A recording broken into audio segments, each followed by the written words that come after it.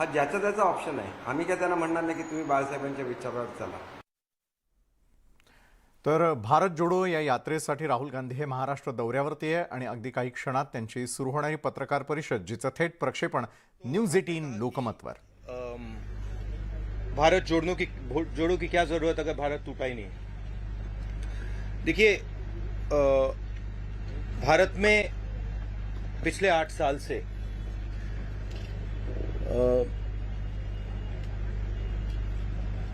डर का माहौल, नफरत और हिंसा फैलाई जा रही है.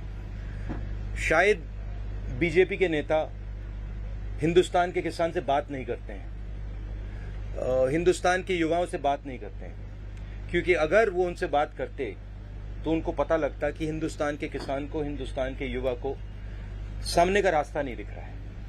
बेरोजगारी फैल रही है, महंगाई फैल रही है, किसान को सही दाम नहीं मिलता है.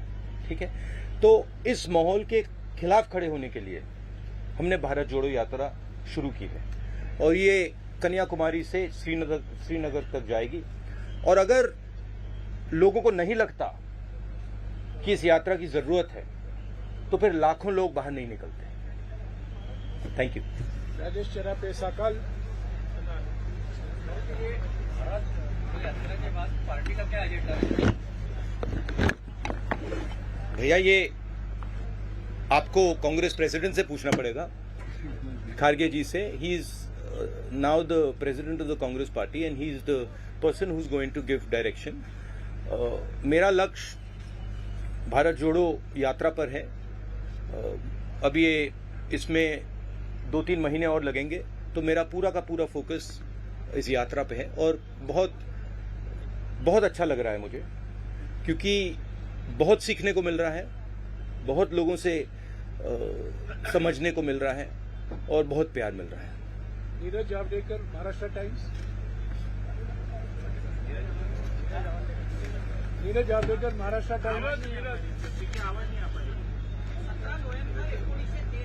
महात्मा गांधी वाडेगावमध्ये होते आणि आज नेमकं त्याच दिवशी राहुल गांधी हा योगायोग आहे प्लॅनिंग केला गेला की सहज झालेला आहे. फिर से बोलिए जरा, ट्राई करता हूं. 1933 नहीं, मराठी में. 1933 ला आजच्या दिवशी 17 नोव्हेंबरला महात्मा गांधीची सभा होती वाडेगावला. हा. ते वाडेगाव गाव आहे, हेच गाव समजा. आणि आज तुम्ही इथे आहे नेमकं, तर हे प्लॅनिंग होतं यात्रेचं केलेलं की हा योगायोग आहे? नहीं, ट्रांसलेट कीजिए कि ये जब यहाँ आए, गांधी जी भी आए थे, हम भी आए, क्या प्लान करके आए हैं या ऐसे ही हुआ है? नहीं, कोई प्लानिंग. 1933 में इसी दिन महात्मा गांधी यहाँ थे, तो ये अच्छा जो पॉजिटिव है ये. और आप आज यहाँ आए 89 ईयर के बाद आप है यहाँ, तो ये तो पॉजिटिव. देखिए, पॉजिटिव बात है. प्लान तो नहीं है, मगर महात्मा गांधी कुछ चीज थे और हम कुछ और हैं. मतलब कोई ये कंपैरिजन मत कीजिए प्लीज. ये हमें मतलब ये गलत कंपैरिजन है. प्रबोध देशपांडे. ही इज महात्मा गांधी ने देश को रास्ता दिखाया. महात्मा गांधी ने अपनी पूरी जिंदगी देश के लिए लड़ने में लगा दी, तो कोई कंपैरिजन नहीं. प्रबोध देशपांडे, लोकमत समाचार. लोकसत्ता, सॉरी. नमस्कार राहुलजी. माझा प्रश्न असा होता की केंद्र सरकारमध्ये भाजप जो सत्ताधारी पक्ष आहे त्याच्यावर अंकुश ठेवण्यात प्रमुख विरोधी पक्ष म्हणून काँग्रेस कुठेतरी कमी पडताना दिसतो. तर या संदर्भात पक्षाची पुढील रणनीती काय राहणार आहे आणि 2024 साठी प्रमुख एजेंडा काय राहणार आहे? गवर्नमेंट की तरफ कमजोर पड़ रहा है अपना पक्ष, विपक्ष का, ऐसा उनका कहना है.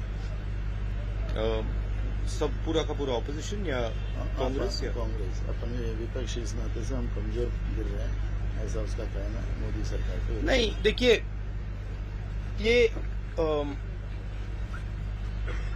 ये जो लड़ाई है इसको सबसे पहले ठीक तरीके से समझना है. आमतौर से क्या होता है, लोकतंत्र में एक पॉलिटिकल पार्टी दूसरी पॉलिटिकल पार्टी से लड़ती है और जो युद्ध का मैदान होता है उसको जो देश के इंस्टीट्यूशंस होते हैं वो उस युद्ध के मैदान में फेयरनेस क्रिएट करते हैं। आज क्या है कि ये एक राजनीतिक पार्टी और दूसरी राजनीतिक पार्टी के बीच में लड़ाई नहीं है, और मैं सिर्फ कांग्रेस की बात नहीं कर रहा हूं। एक तरफ हिंदुस्तान के सारे इंस्टीट्यूशंस खड़े हैं, बोलना नहीं चाहिए मगर विपक्ष का प्रेस पे तो कंट्रोल नहीं है, हैगा? प्रेस पे तो कंट्रोल नहीं है ना, तो बीजेपी का प्रेस पे कंट्रोल है, इंस्टीट्यूशनल स्ट्रक्चर पे कंट्रोल है, जुडिशरी पे प्रेशर डालते हैं।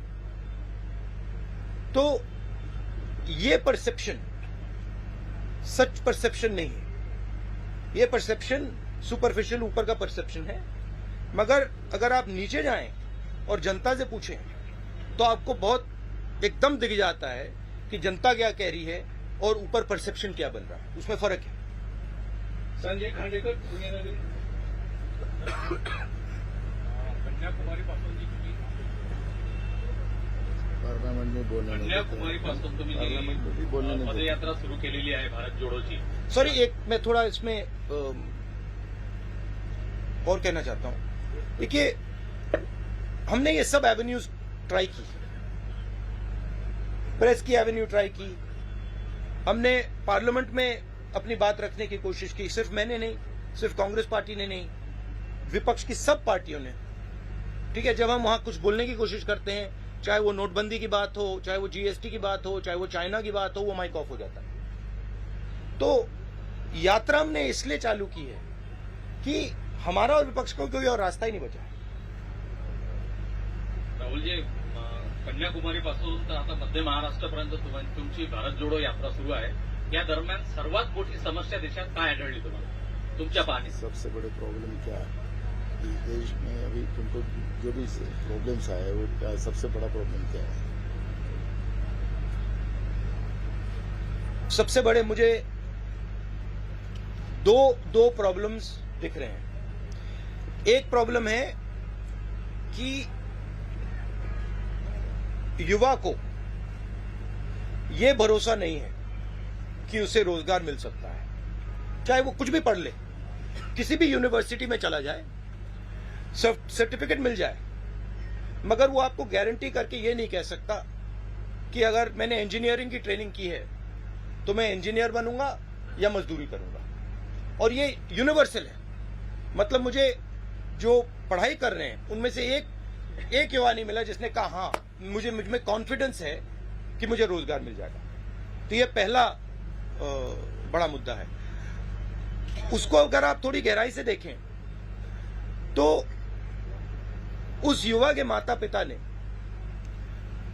मेहनत करके उसे उसकी शिक्षा के लिए पैसा मोस्टली प्राइवेट प्लेयर्स को दिया है, प्राइवेट इंस्टीट्यूशंस को दिया है। एक तरफ वो दिन भर काम करते हैं, दूसरी तरफ महंगाई बढ़ती जा रही है, और तीसरी साइड जो उनका भविष्य है, उनका जो बेटा हो या उनकी बेटी हो, उसका रास्ता बंद है। तो पहला प्रॉब्लम ये है। दूसरा प्रॉब्लम किसानों का प्रॉब्लम है, जो देश को भोजन देता है, जो प्रोडक्टिव एलिमेंट है हिंदुस्तान का, उसको कोई सपोर्ट नहीं है, उसको कोई मदद नहीं है, उसको सही दाम नहीं मिलता, वो बीमा भरता है, उसको